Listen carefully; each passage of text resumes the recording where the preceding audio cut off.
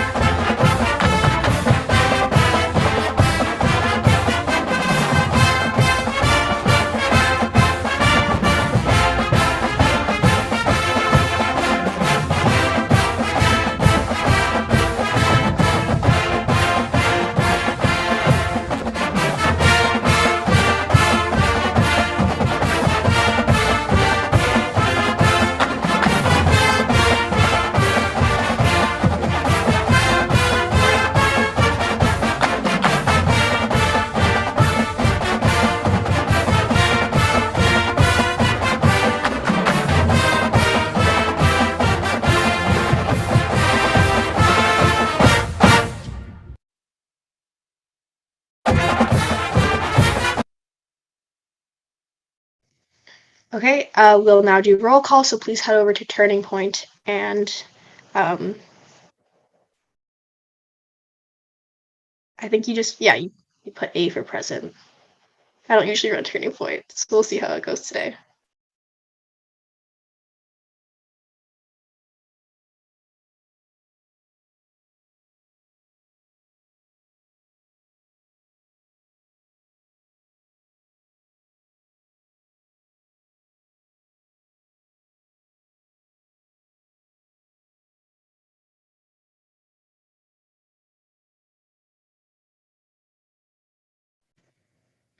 Okay, amazing. It looks like everyone who voted is unanimously present, so we will move on to the approval of the agenda.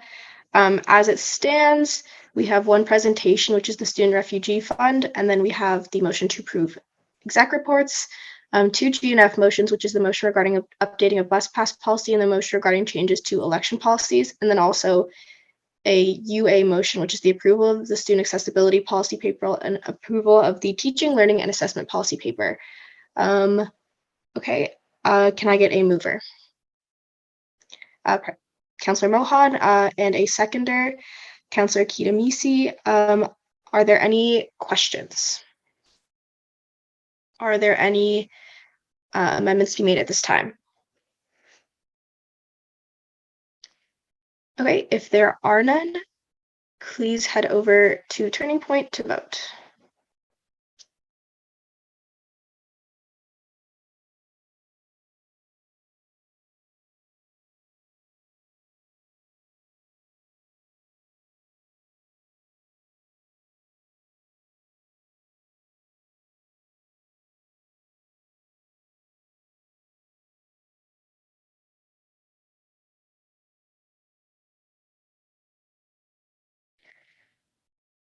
Okay, we will proceed with the agenda. And we're going to move on to the approval of minutes.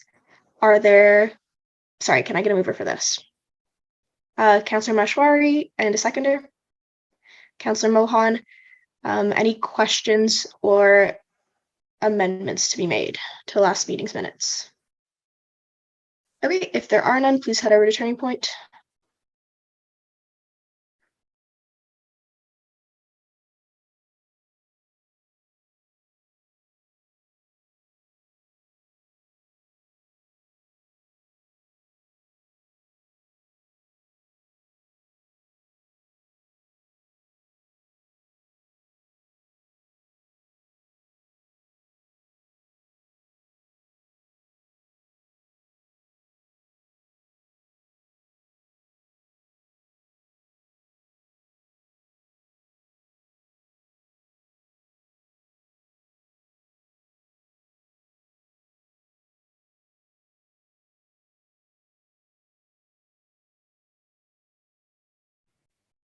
You all have to vote.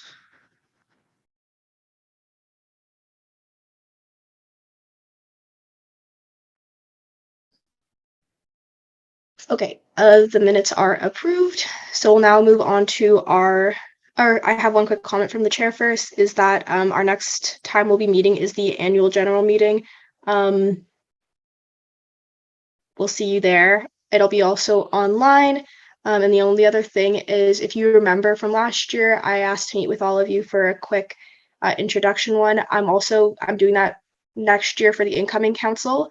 But as well, I'm going to make those slots available for you all as well. If you have any like kind of questions, comments, concerns for me that you would like want me to address going forward for next year, that's it. And then we'll start with our first presentation, which will be given by Ethan Bisworm on the Student Refugee Fund.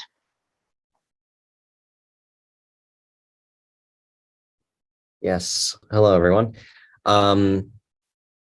Sorry, Bella, do I have screen sharing permission? Okay, super. Let me just get this set up then. Yeah.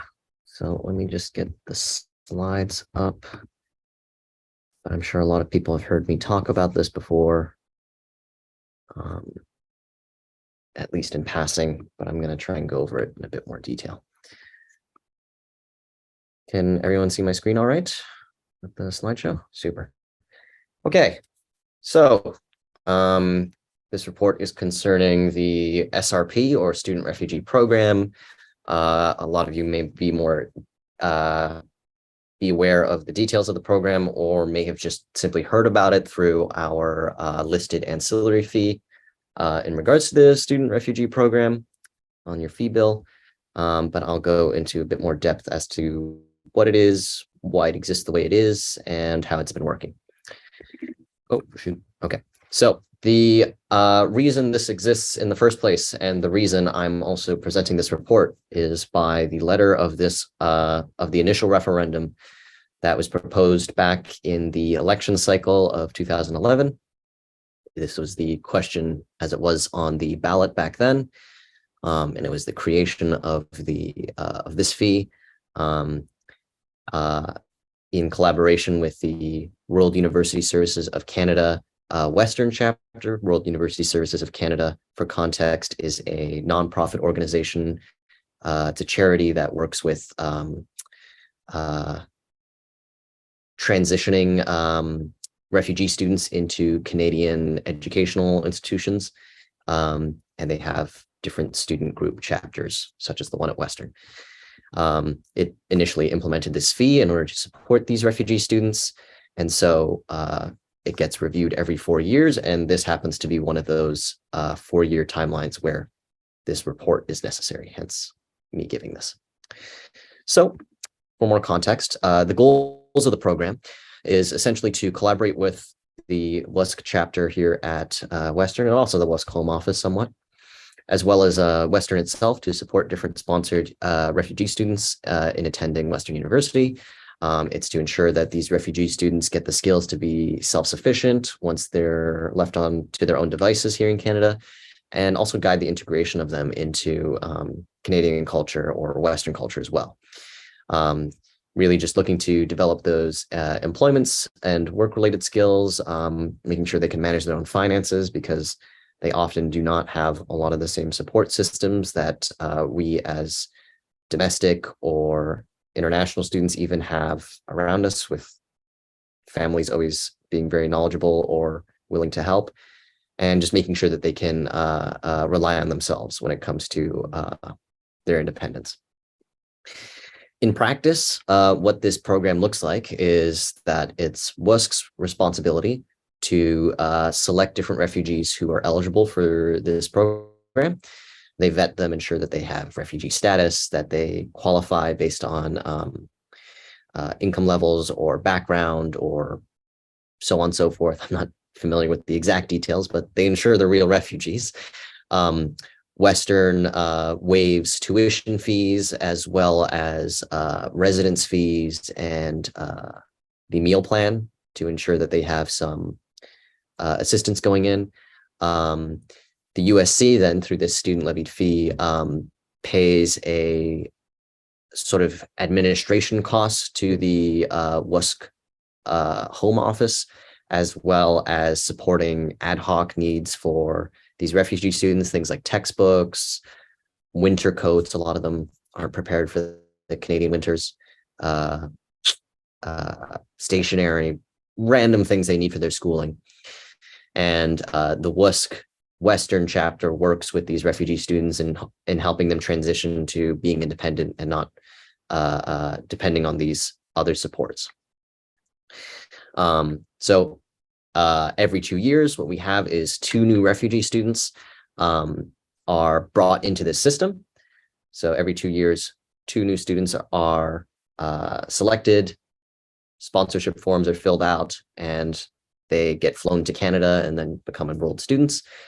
The members of the WUSC Western chapter help these refugee students in getting settled and introducing them to things like the transit system here, and maybe help them with filling out their taxes and all these other things, maybe help them look for jobs as well. USC pays for an allowance for each of these refugee students. And again, those ad hoc requests of textbooks, winter coats, bikes, whatever, those requests are received by the USC's grants committee currently, and they review these requests and then grant those funds if there's any money available. This is an example of one such request. This was a particular refugee student requesting, I believe it was just a battery replacement for their laptop. It had broken in their studies. And so they just had a repair invoice to fix that laptop. And yeah, they list the cost, they list the receipt, all that good stuff.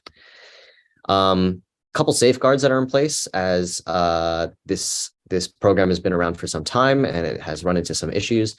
So some changes have been made to ensure that refugees are only in this student refugee program for 4 years. So in the way that we cycle two new students in every 2 years, it would put too much strain on the amount of money collected if somehow we ended up with 5 or 6 students in the program due to students not graduating in time, taking gap years, going on an internship year, whatever course of action would lead them to take more than 4 years to graduate.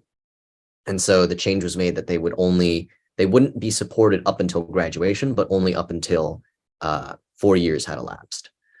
As such, this issue was noticed when certain students, refugee students, were taking internship years, and it seemed wrong that students would still benefit from this program when they were on internship and receiving income from alternative sources. In addition, due to the strain on the limited amount of money, refugee students who enter into their 3rd and 4th year of school are expected to transition into relying more on OSAP or part-time work in order to support themselves so that they can transition slowly into that self-sufficiency. Couple limitations of this system as it exists currently.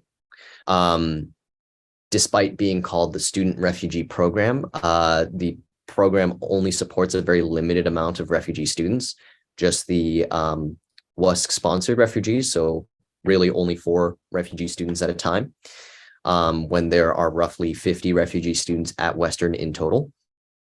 It's just not all of them are associated with the WUSC organization.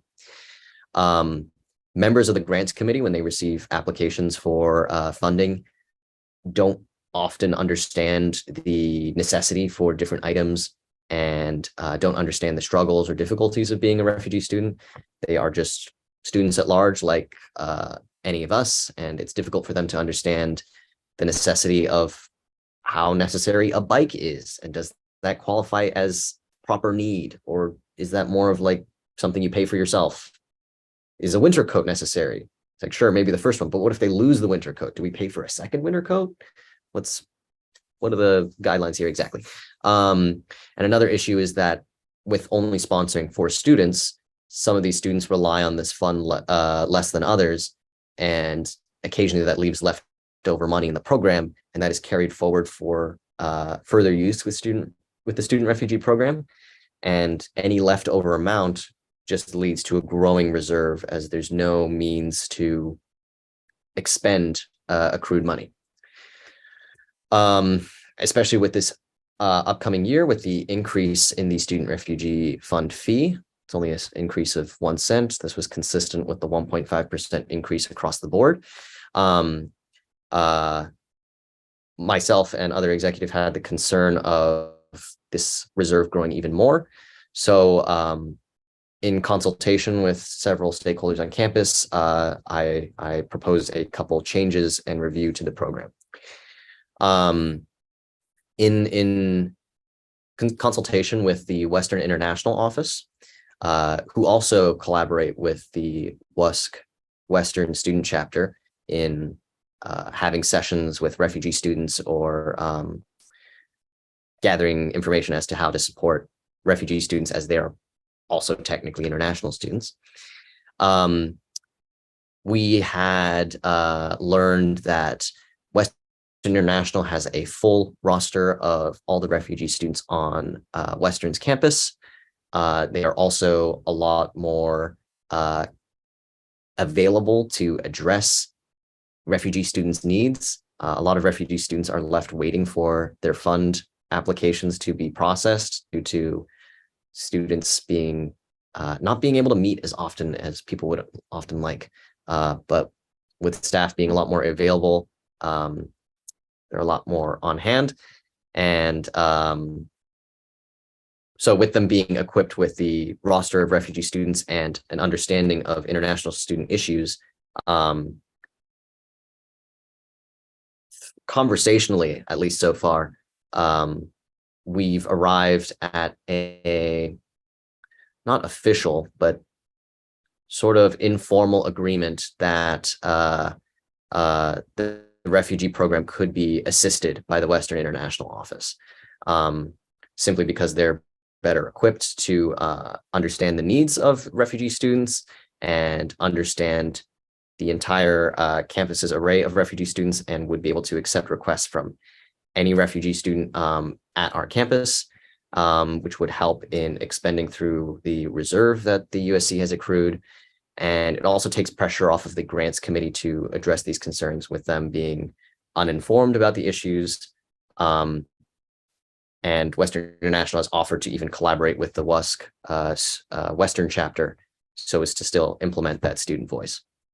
So my recommendations are to further explore these options in collaboration with that office and draft a formal agreement as to how this program can be administered with their help. And yeah, that's it for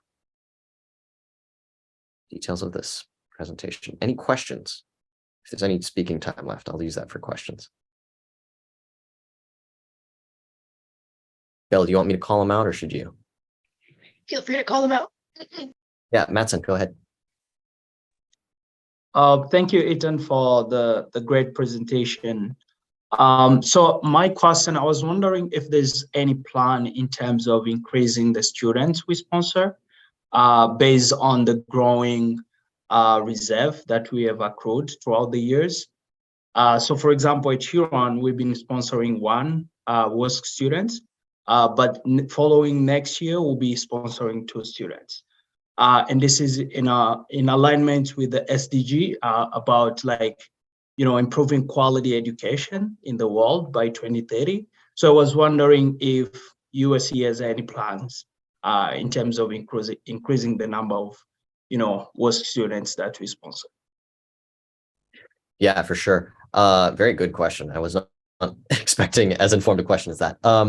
But yes, as a sort of long-term plan, there has been conversation as to including a third WUSC student. Unfortunately, we are not quite there yet in terms of being able to fund a third person.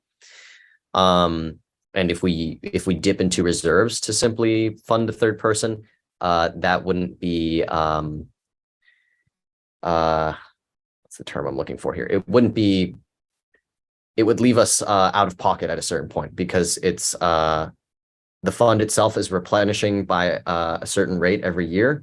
And if we dip into reserve, once that reserve runs dry, then we'll be running into a deficit when it comes to funding these refugee students. So at this point, the amount that we accrue each year is only able to support 2 refugee students at most, with like a little bit extra, or maybe a bit more extra if one of them does not use the program as heavily. But as the fee increases, as it did this year, the option has been considered to begin incorporating a 3rd refugee student through the WUSC program.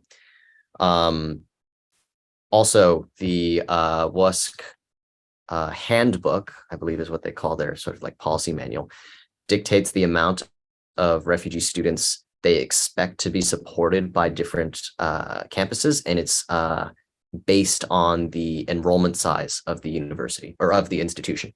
And currently at Western's current size, the number is expected to be around 2. So as we grow as a campus and as the free grows, I'm sure we'll be able to support more people. Any more questions?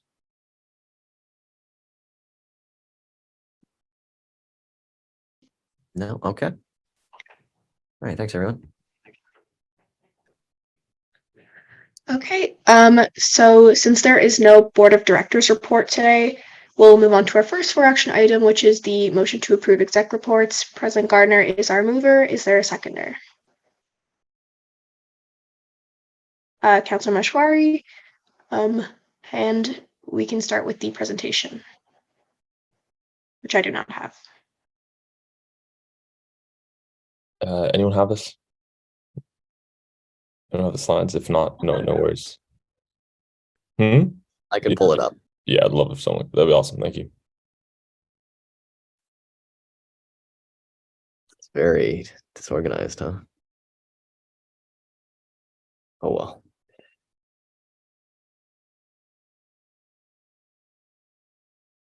Gardner, I take it you want to use the text-based one? Whatever you have in front of you, I'm good with. Yeah. Okay.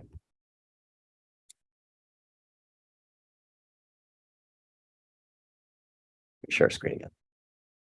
Nice, Ethan. Okay, awesome. So updates.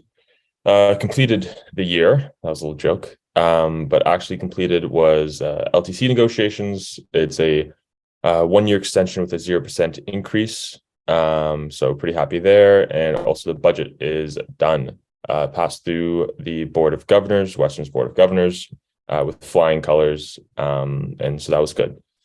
All student fees actually did. So all the different groups like SOGs and stuff. So round of applause for students. Ongoing transition. Almost there. Sunday's been great. I'm really excited to see what he does this coming year, and the team looks awesome. So you're all very lucky if you're staying, and unlucky if you're leaving. And then upcoming is retirement. But yeah, just want to say a big thank you to everyone on council for the year. It's been a long one. Started off pretty stressful, but I thought you guys were all awesome. Great consultations. I loved meeting all of you, and please reach out if you ever see me again. Thank you.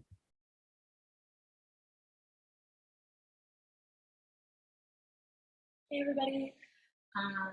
I have my top 3 on the PowerPoint. My top 3 this month were the iftar. Oh, thanks, Bizworm. Iftar dinner with MSA, so Muslim Students Association, the powwow with the Indigenous Students Association, and Lasterix, which is like not actually top 3. It's like a sad one, but it was important.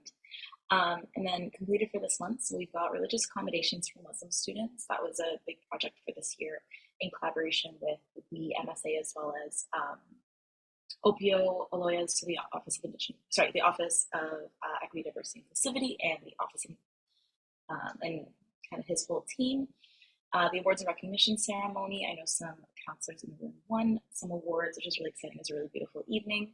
The teaching, learning, assessment policy paper, as well as the student accessibility paper, were both completed and are going to be presented to you later tonight. Western also hired a new registrar, which is super, super exciting because the previous registrar had retired at the beginning of our term. Like I said earlier, the Indigenous Students Association powwow, as well as mental health, our final mental health roundtable meeting. Ongoing, transitioning my successor, Maria. It's going fantastic. I'm really excited to see the ways in which she engages with council next year and the Western community. And upcoming, new policy papers that hopefully get approved today. We're going to be taking those to administration and stakeholders and presenting it to them as part of transition and working on kind of all the end of year wrap-ups and advocacy briefs from this year.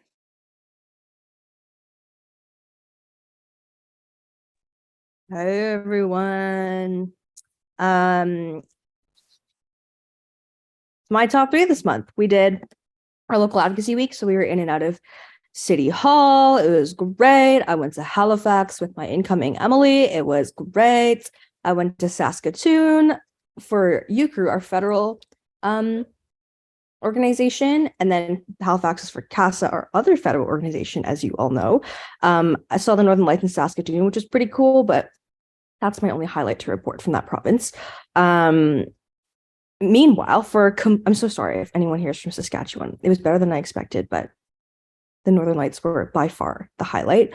For completed, once again, did local advocacy week. We advocated on priorities such as snow removal, pedestrian safety, transit, and green bins, and the councillors were pretty receptive, so that's a good sign and really, really good to transition that relationship off to next year. We did our USC's Partners in Higher Education dinner, which was gathering a lot of sector stakeholders. We celebrated a professor from Western who won a Teaching Excellence Award. If you know him, his name is Dr. John Paul Minda. He is a professor in the psychology department here at Western. So thank you all for every faculty council for your nominations as well. We completed Engage Western. I think some of you may have seen it on Western socials. It was Western's first time doing a community outreach event. It was really cool. And Ethan Gardner and I had the opportunity to MC that event. So that was cool as well. The USA Teaching and Assessment paper, as well as the Two-Spirit and LGBTQIA students papers, which I've mentioned before, are 2 papers that my portfolio co-authored this year. They were officially passed, which is very exciting. The UCRU AGM, as mentioned in Saskatoon, we talked a lot about structural changes for the future, and it'll be really an interesting time to observe what's happening with our federal organizations next year.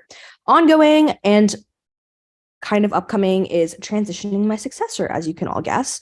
And upcoming tomorrow, 2 days from now, is our final steering committee meeting for USA, as well as our final board meeting for UCRU for my term. So truly closing everything off. If anyone has any other questions, let me know.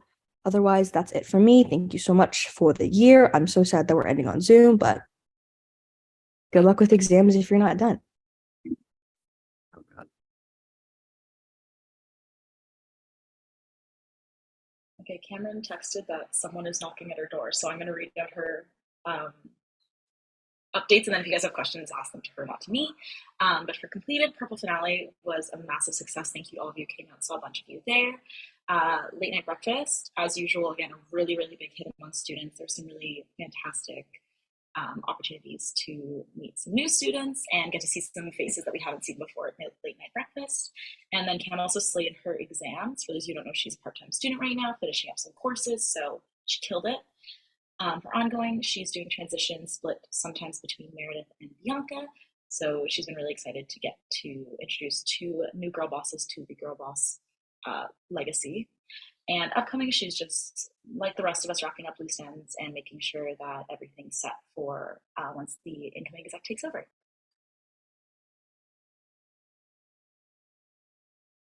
Amazing. Okay. Oh, wow. I wrote this a while ago. Anyways, so yeah, things that I got done on my plate. Income tax clinic. Keep in mind your taxes are due at the end of this month, so if you haven't done it yet, you should probably get on that.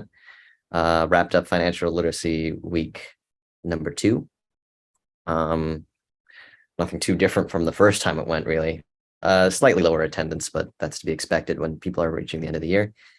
The Student Refugee Fund review, which pretty much just presented on, but it was basically just a couple conversations with the Western International Office. I'm probably going to continue a couple of those conversations and just set up Bianca or whoever on next year's exec to take that conversation over and get that officiated. Still working on that transition drive. If anyone wants to help out, once again, doors always open. Bit of elections policy review, which is going to be coming up later this meeting, so be done if that all passes. And yeah, writing file briefs still and working through transition, which I'm almost done with. So almost done too. I've also got retirement on mine. I feel like Gardner copied me on that one, but that's fine. Top 3 this month. Got the new exec in the office in and around. I bought Gardner a PS5, which was a big highlight. Yeah, $600. I feel like I did pretty all right. Went to the Addams Family musical, which was a ton of fun. Great presentation there from all the folks at Theater USC. Another honorable mention I want to throw on there, just because I don't think it had happened when I wrote this, but Jess and I's visit to MSU for their Light Up the Night event was a lot of fun. Saw a lot of fun, colorful balloons, and they had like a drone light show and laser light show and all these other fun things. So yeah, honorable mention to that.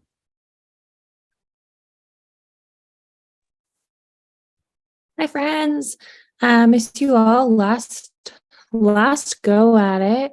My top 3 this month were finishing our Voices publication. We released it on last Thursday, which was a really cool like final project to wrap up the year. So if you haven't seen it yet, check it out at uscvoice.ca. Really great articles from Siddharth and Sophia as well. So thank you both for participating. This month has been filled with both a lot of goodbyes and a lot of celebration events, and the celebration events are definitely my preferred of those 2 things. So that's been really fun. Yours and the council gal is included in that. Thanks, Bella. And having my AVP become, oh, thanks, Jess is plugging my project.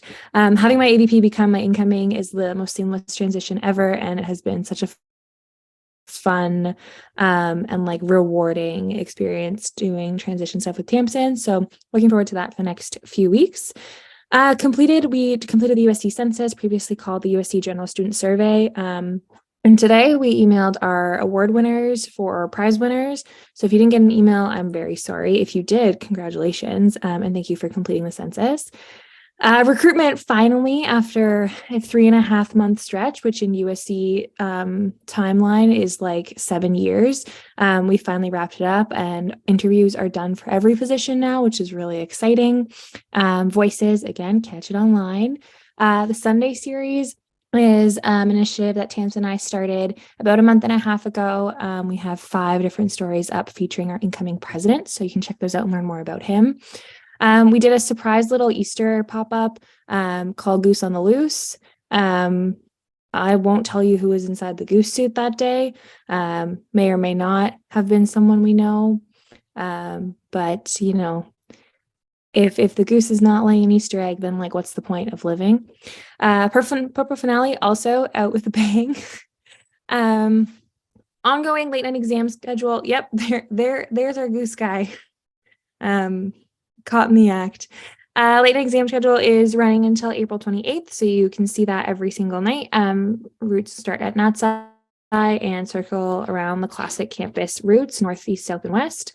Mental health campaigns are ongoing. We're taking more of a humorous approach this past couple weeks, and we think it's working because everyone can relate. I'm working on an advocacy roundup with Lauren and Jess to share some of the really awesome wins they've had this year with the general student body and make it as compelling as we can be. Briefs transition, all of that is happening, setting up for next year. Upcoming, more transition, and I'll be sticking around for the Early Outreach Conference at the end of May to bookend my USC experience with the reason that it started in the first place. Thank you, and can't wait to see all of the adventures that you all take. Okay. Okay, are there any questions?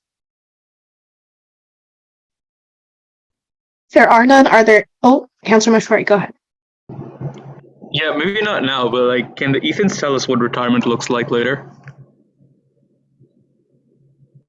It'd be my pleasure. Sure, why not? Are there any further questions? Okay, if there are none, are there any amendments to be or points of debate at this time? Okay, please head over to Turning Point.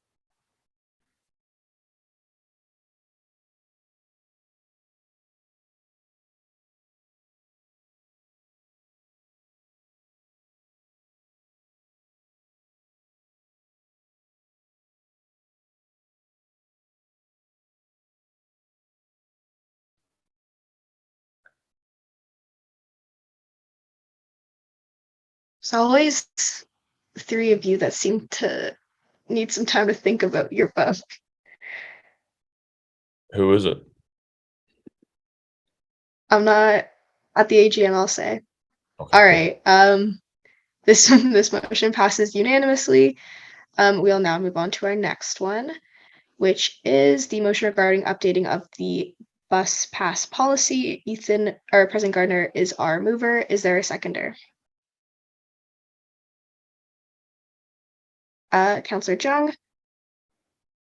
President Gardner, you have the floor. Perfect. I'm going to pass this one and the next motion both off to Ethan Bisserm to speak to. Thanks, Home Slice. Should I share screen, or should I just would people like me to share screen? Can I get like a thumbs up reaction if people want to see me share the policy? Okay. All right. Do this on a separate screen. So the motion itself is something that was actually on my review calendar back in October, but I pushed this off simply because our contract with the LTC simply just hadn't been negotiated yet. And like Gardner briefly touched on in his exec update, the contract with the LTC was settled. For the time being, it's just a simple 1-year extension to our current contract as they get prepared to bring some changes potentially in the next year. But yeah, seeing no major changes to it, I finally was able to go through with some updates to this policy.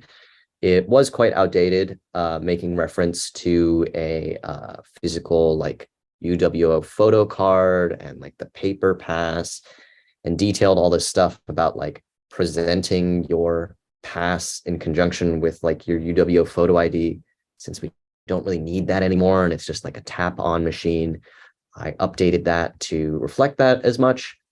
I updated some conditions of use terminology to indicate that you shouldn't have fraudulent bus passes. You shouldn't try and like clone your Western One card. So in addition to the punishment that we would be able to dole out here and revoke bus passes, I'm sure Western would also be quite upset if you tried to clone your Western One card for the purposes of like meal plan and such. So didn't feel the need to really go into depth on all the kind of punishments and repercussions that come with violating those conditions of use, as I'm sure Western would have their own series of punishments that they would enforce if you were to abuse those benefits. But yeah, any questions?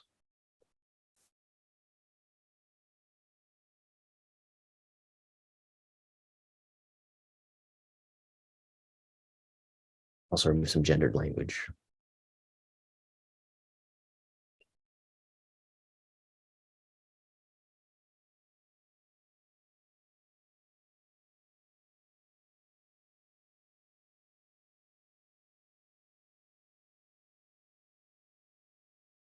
Oh, do you want to take it? Yeah, I don't know. Okay.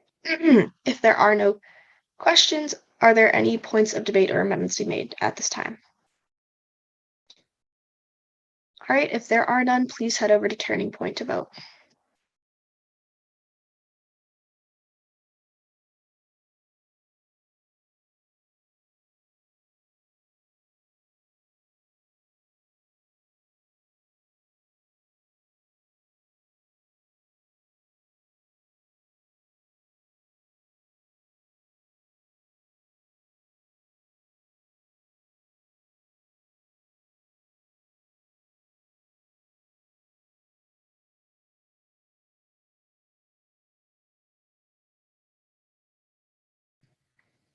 All right, this motion also passes unanimously. We'll now move on to the changes to election policies motion. President Gardner is the mover. Is there a seconder? Councillor Kitamisi and President Gardner, you have the floor. I'll again give this to Ethan Bisserm.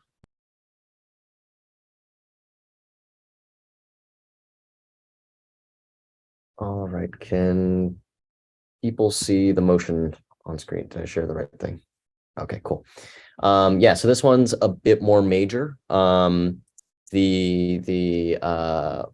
changes being made here, we were holding off from for a little while simply due to elections going on. We didn't want to mess up those policies as they were being used to prevent confusion.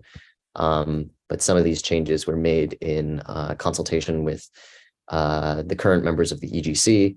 They just ran a whole election, so they had some thoughts and concerns that they shared with me.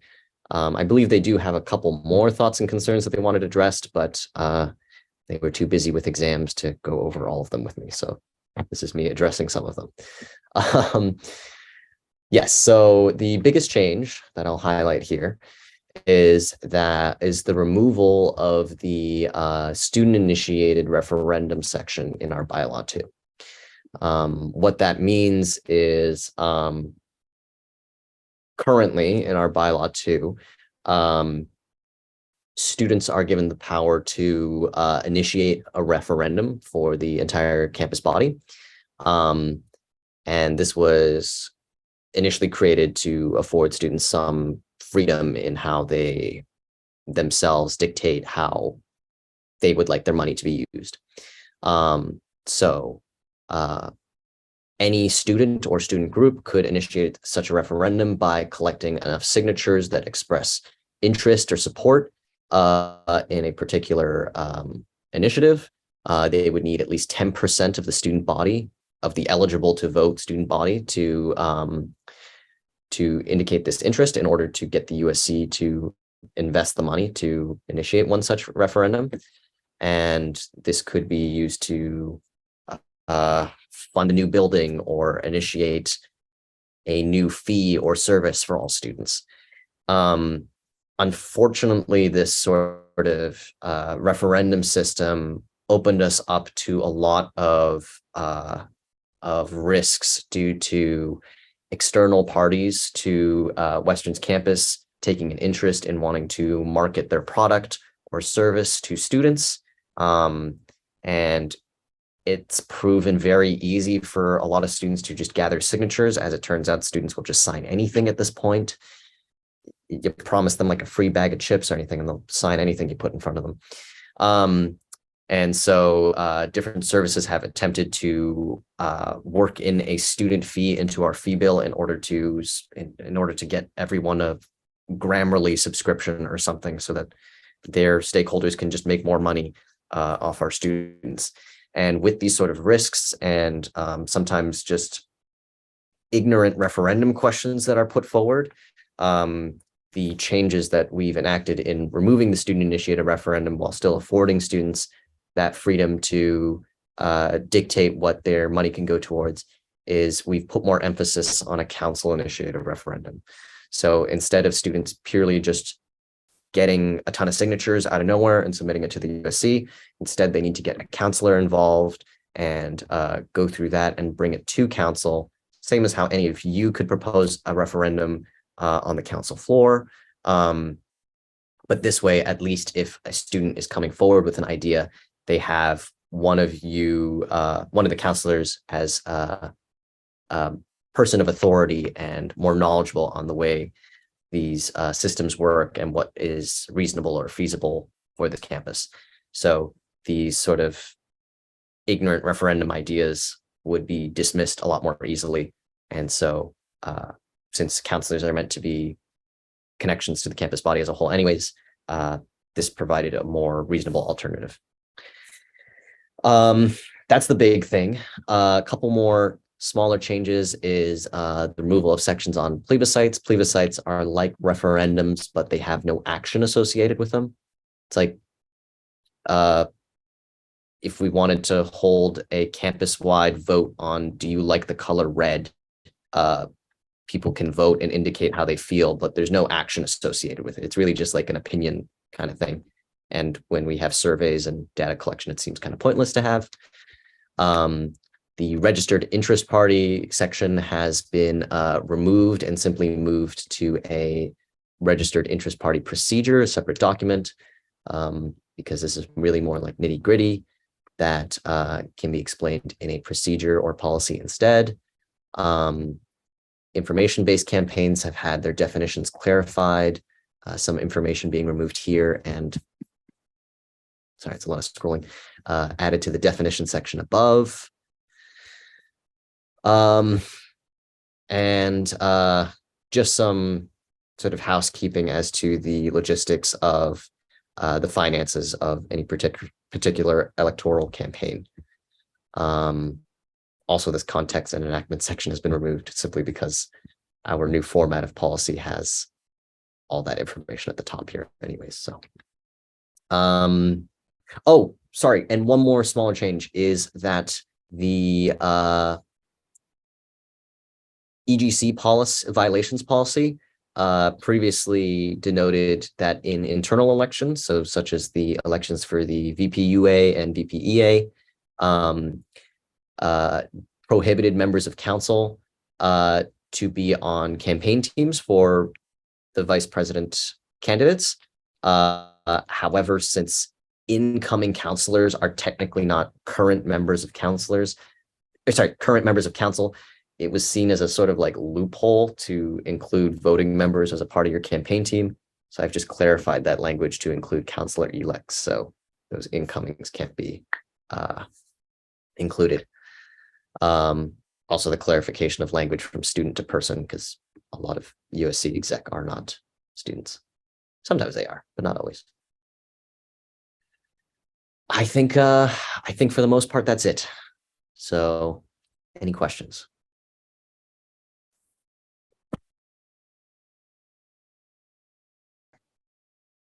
Okay, if there are none, are there any amendments or points of debate?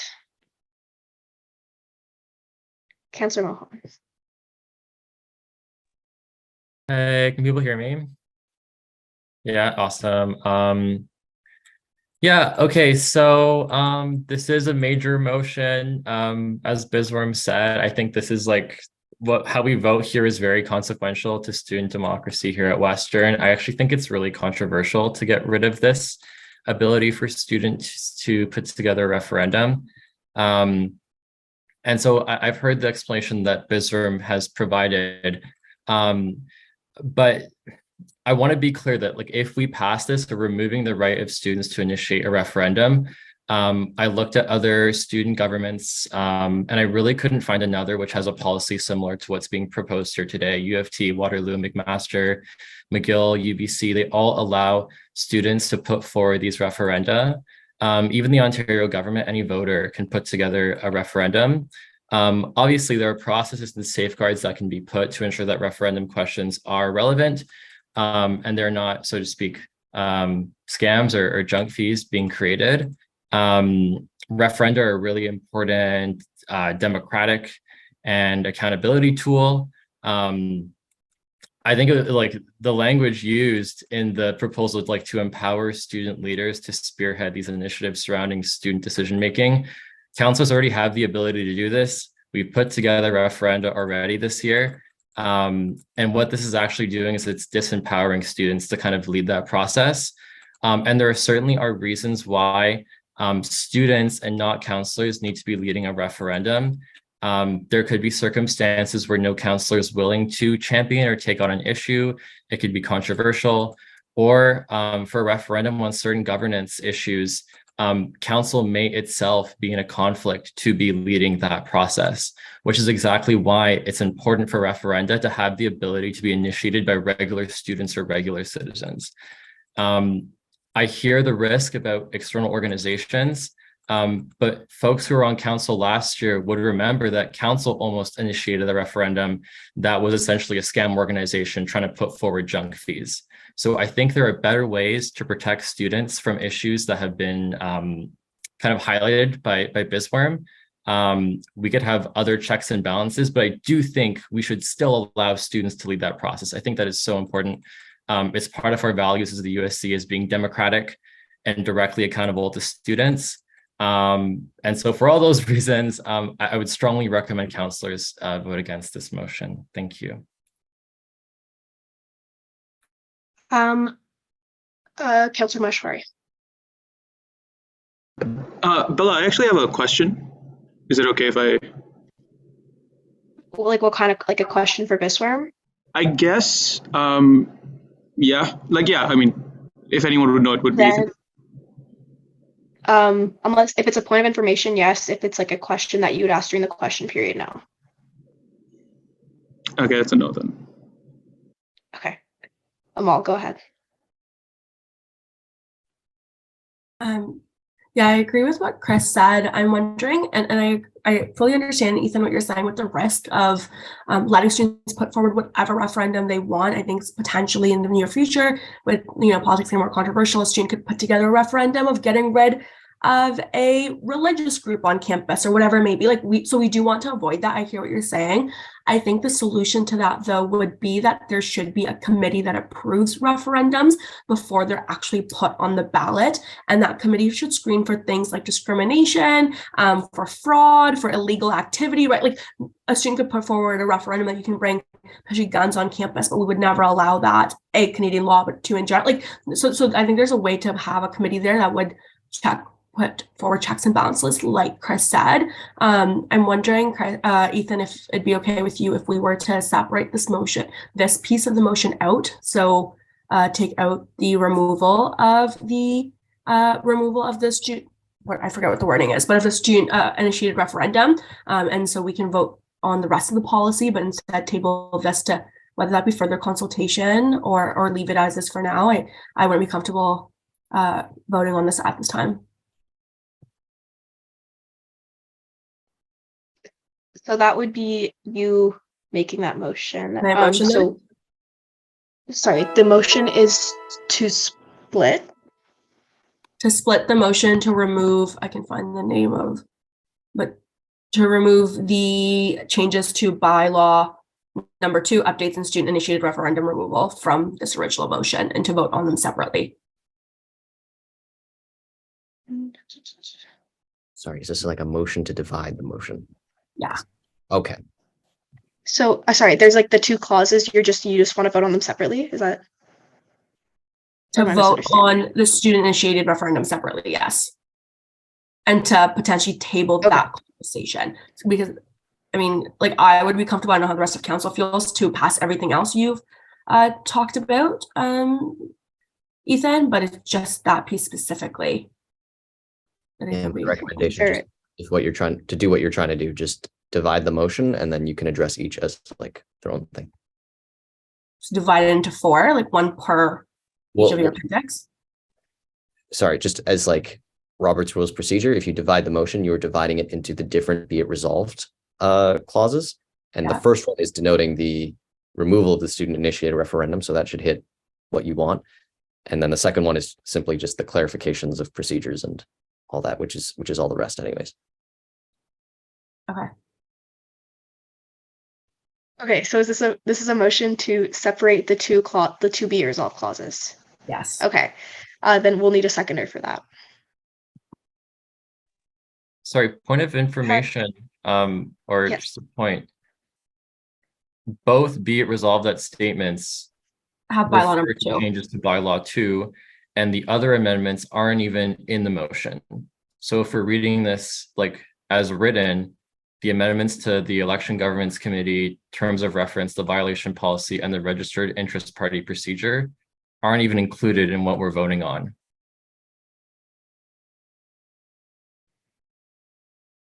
Yes, go ahead. Yeah, those are meant to be covered by the portion that clarifies, or that portion that denotes clarify elections procedures. Since like EGC TOR violations policy and the clarification of the registered interest party procedure are just all related to elections.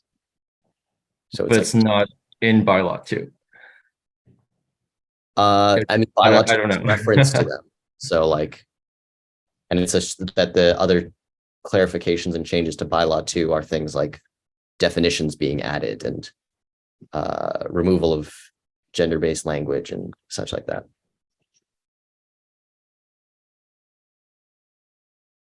Can I change my amended motion? Can I? Well, we never got a seconder, so it never took up anyway. So Right, amazing. So can I say, be it resolved that council approve the following changes and policies to clarify election procedures to the amendment to council election governance TOR, amendment to election governance committee violation policy, and registered interest party procedure. And so we would take out bylaw number 2. So we're no longer splitting right now. We're changing the initial motion so that the second clause takes out bylaw number 2 and clarifies the specific changes being made that were presented. Yeah, like you guys are welcome to do it exactly however you want to. It's just Chris is right. Like it's your amendment. You have to. So then just take out the word bylaw number 2. So be it resolved that again, council approved the following changes and policies to clarify election rules procedures. So you get rid of this that says bylaw number 2. Okay, we'll need a seconder for that. Councillor Mohan, are there questions on this? And this is on the amendment. The amendment to the motion. I think Melissa, is it happening in the agenda by any chance? It sure is. Okay, amazing. So you can follow this in the agenda if it's getting a little confusing. But basically, the second be it resolved clause to remove bylaw number 2. This is questions on that. Okay, if there are no questions, are there any points of debate or amendments? Or points of debate. Don't amend the amendment, please. Okay, if there are no points of debate on this amendment, I'm going to need Zoom hands. So this is what we're voting on right now via Zoom hands. Actually, yeah, Zoom hands is the amendment shown in the agenda. This is not the initial motion, it's the amendment we're voting on. So please raise your hand if you are in favor.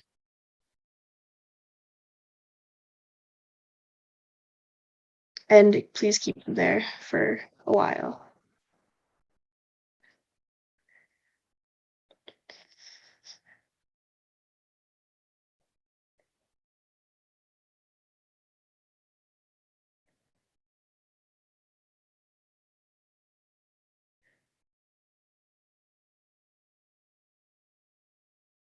Okay, lower. Yeah, lower.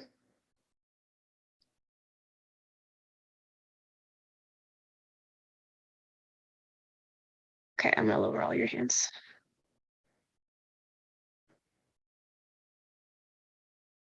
Lower, please. Okay, those against this amendment.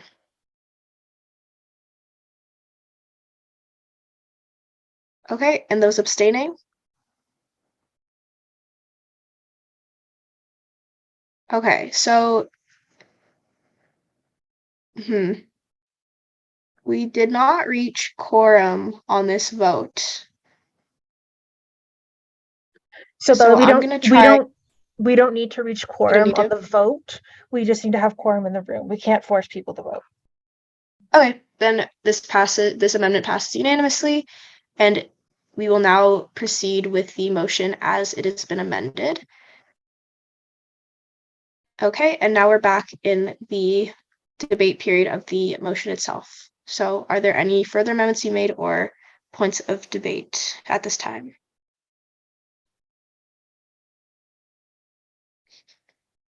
Councillor Mohan. So I guess now we're splitting the question. So I motion to split the question.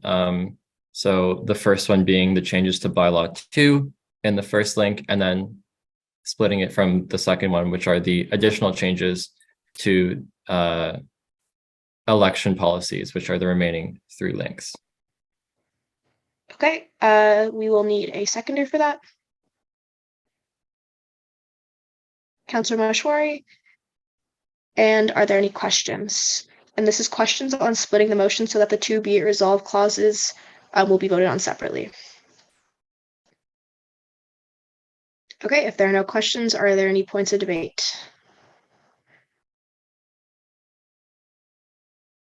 Okay, so with that, I'm going to need you, if you are in favor of splitting this motion, please raise your Zoom hand.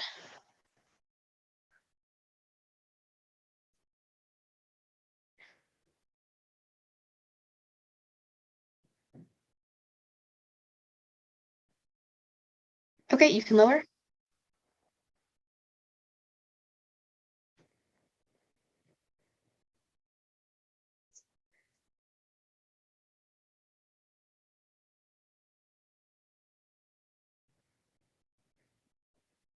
And are there any opposed?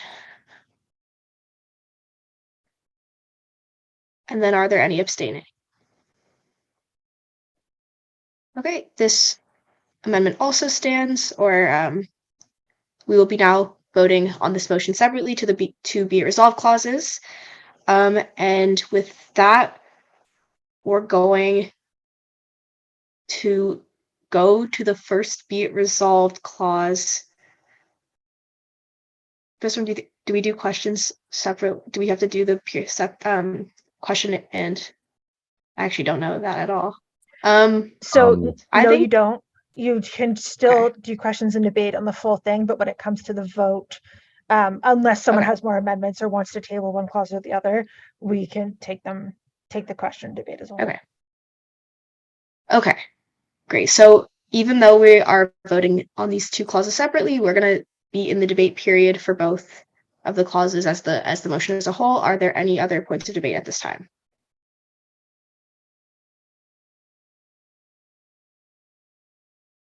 Sorry, this is for the first clause, right?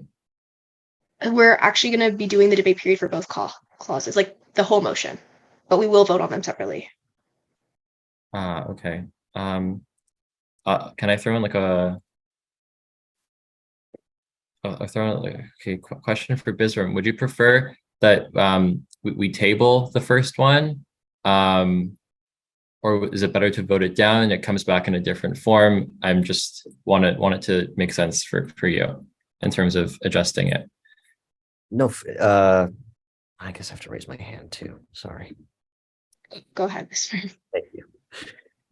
All the formalities here. To me, it really doesn't matter either which way because there isn't really another meeting for me to bring this to. So no matter what, I'm not really working on it.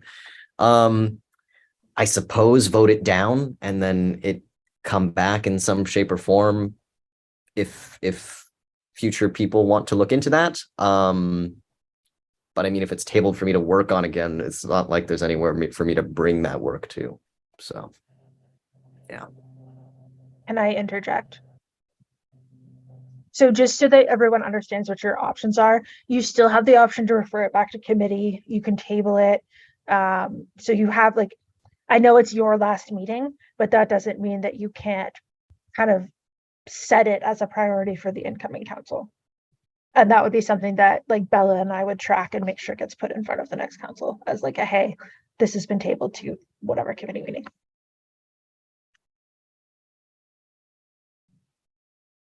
Okay. With that, are there any points of debate, motions, or amendments? Councillor Mohan. I motion to table the first question to the September 2023 council cycle. So we have an August one. Do you want? Or to September? Yeah, let's do September. Sure. Okay. I have to write that down somewhere. Okay, so this is on tabling the first be it resolved clause that says council approves the following change to bylaw 2 to refocus from student initiated referendum to council initiated referendum. And I will need a seconder for that. Councillor Kayam. Okay, questions on tabling this until September, which will be for the incoming councillors. Councillor Dart. Sorry, what's the proposed benefit for tabling it to September? I understand that this can potentially give time to consult, but given that it's only being tabled to September over the summer, I doubt the ability of councillors to effectively consult their constituents, given the not everyone is centered on campus. Yeah, Councillor, go ahead. Yeah, I don't think we're sending it back as an issue of consultation to see what students think. This is a more technical issue. So it would give the executive team time to look at best practices from other universities or other organizations and see by what means we can prevent the risks mentioned of faulty or bad faith referendums being proposed by regular students. Are there further questions on tabling the first be resolved clause? Okay, are there any points of debate on tabling the first be resolved clause? Oh, okay. If there are none, we will vote on this amendment. Please raise your Zoom hand if you are in favor of tabling the first be resolved clause.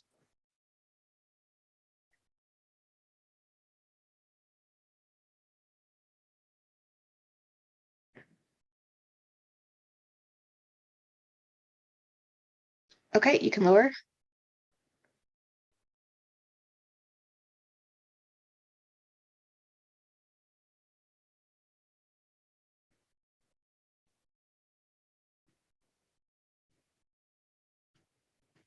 All right, and those against tabling the first be resolved clause.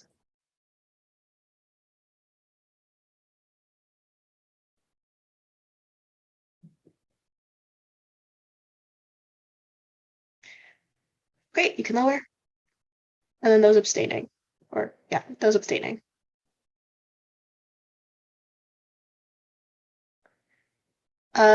This motion is now tabled to September, or sorry, this clause is now tabled to September.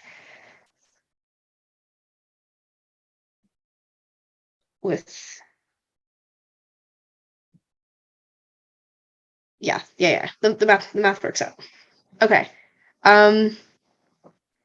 So we are now in the debate period for the motion number 3, but we are only debating the amended clause.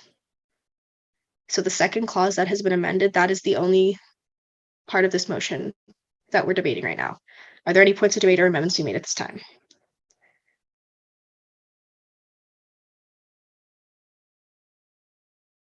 Okay, then I'm going to call the question.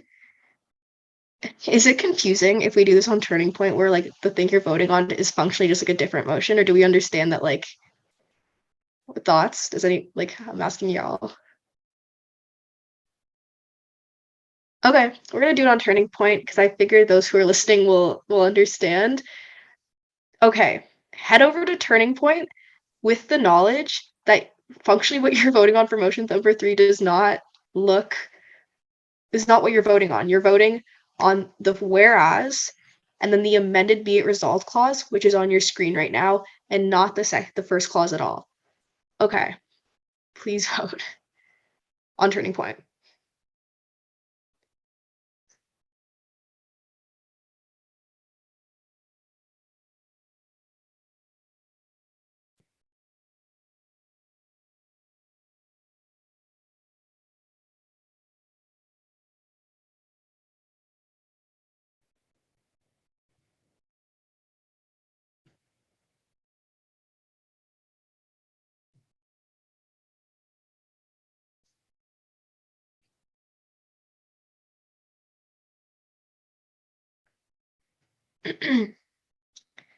Okay, last few votes.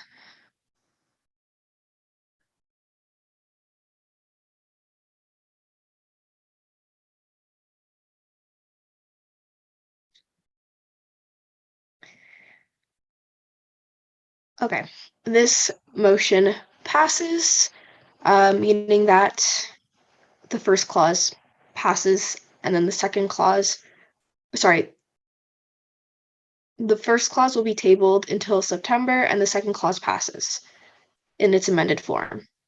Okay. This one just got longer. Okay. We're moving on to motion 4, which is the approval of the student accessibility policy paper. Our mover is President Gardner. Do we have a seconder? Councillor Mohan. President Gardner, you have the floor. Thanks, Bella. I'll pass this one to Miss Lauren Jarman. Thank you, Ethan. Thanks, Bella. Yeah, so as a handful of you are going to know, last year there was a motion to better prioritize neurodivergency and like neurodivergency advocacy in our priorities this year. And so I had a conversation with my AVPs and we figured, we don't have a policy paper currently standing for student accessibility. So in that umbrella, including students with disabilities, neurodivergent students, and certainly students with any short or long-term disabilities that they may experience while they're at school. So my AVP Academic and AP Wellness Equity worked on this paper with support from myself and the rest of the advocacy team. So we're looking for support in approving this paper. Yeah, that's basically it. I don't want to talk your ear off too much, but certainly open any questions if you folks have any. Are there any questions? If there are none, are there any points of debate or amendments to be made?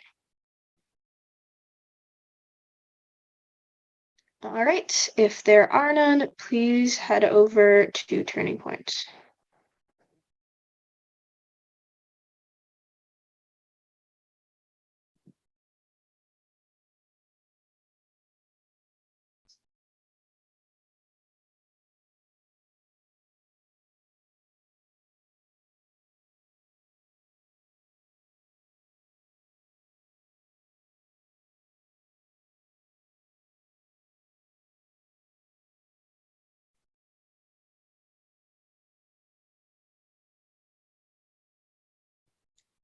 Okay, I'm gonna close now.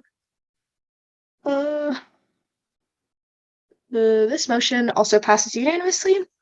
We will now move on to our fifth motion, which is on the approval of the teaching, learning, and assessment policy paper. President Gardner is the mover. Is there a seconder? Councillor Mashwari, President Gardner, you have the floor. Thanks, Bella. I'll also pass this to Lauren Jarman. Lauren, do you mind either speaking louder or turning up your audio? Oh yes, 1 second. Thanks.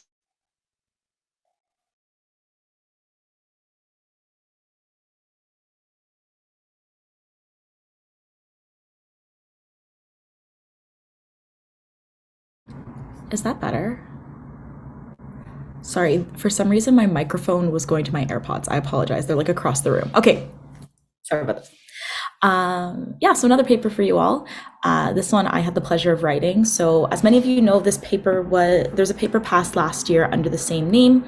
And in reviewing it this year and kind of planning advocacy surrounding the topics of teaching, learning, and assessment, I found that it wasn't necessarily in line with some of the other goals of students. And there were some pieces that were added that didn't necessarily, come to the full idea of what this paper, of what I was hoping for it to encapsulate. So I reopened it. Some of the pieces and priorities were moved to that accessibility paper we just approved.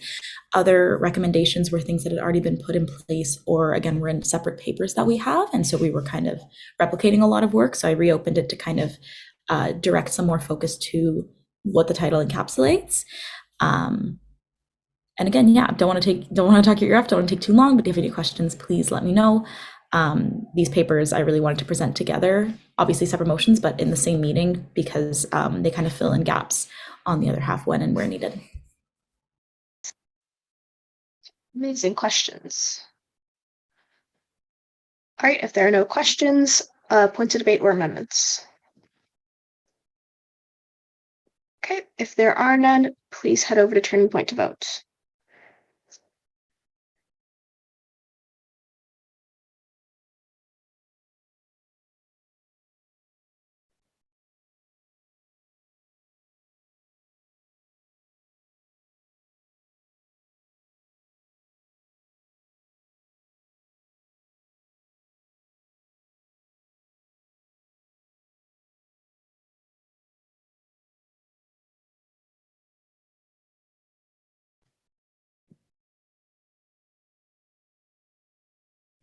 Okay, I'm going to close now. This motion also passes unanimously. Amazing. Okay. With that, we can start wrapping up. is there any new business at this time?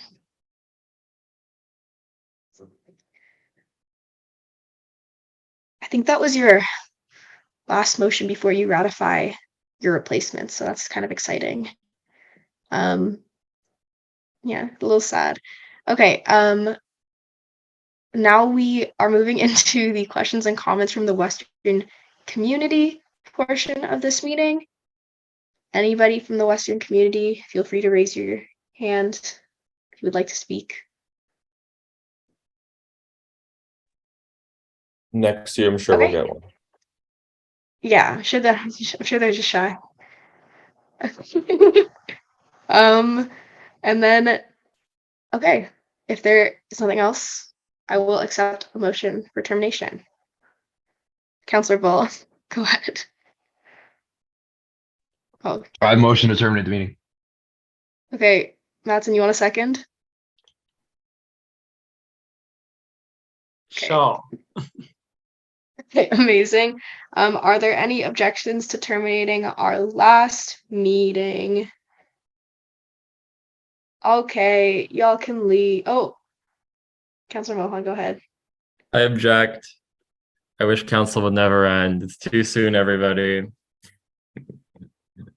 Can you functionally not do that? Like, can we do that? Like, is it like functionally, can we not? Oh, I don't like what happens when I object. It can just be a joke, whatever. It's fine. I don't know. Like, Don't make. does this start like It was some a sort of joke, guys. process? It Or? wasn't real. Technically, Okay, this meeting is terminate. terminated. Ignore that. It was terminated, but feel free to stick around if you want to chat.